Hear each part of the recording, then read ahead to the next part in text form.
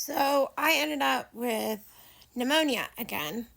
Um, and again, this time, because of my EDS again, I did not show a fever at all, but I knew what it felt like. Just like the horrible feeling of not being able to really get like a good breath, and also when I breathe, it hurting.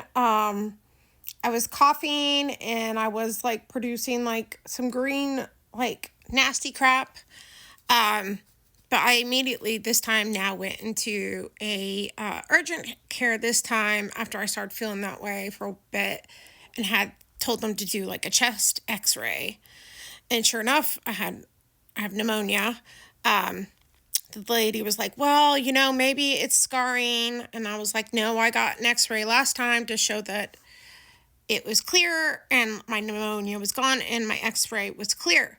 But I now know, even though I'm not showing a fever, I do though have still, like, I'll be freezing and then I'm hot, freezing, then hot, and nauseous. That's a big thing too. Like, no appetite. Like, I mean, I'm talking, I don't want to eat anything at all for, like, I'll go like a week with hardly eating. I'll probably eat 1,000 calories in like a freaking week because I don't feel like eating at all. So, but that's one of the scary things, like with EDS, is not showing a fever, because you can have a really bad infection in your body and you're hot and cold and hot and cold, but you're not showing a fever. And because of that, you can even become septic and die. And people, though, a lot of times in the ER are not going to believe that you have an infection, or like someone like me with like autoimmune issues too. They're not going to think that you're in a flare and things like that because, oh, you don't show a fever. But that's something you need to know to be aware of.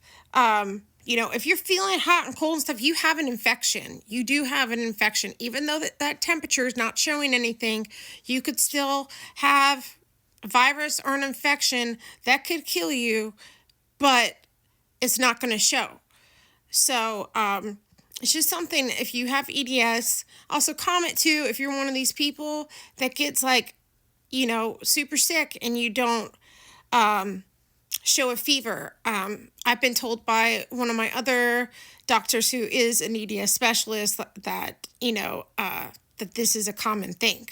So just find it kind of scary and interesting.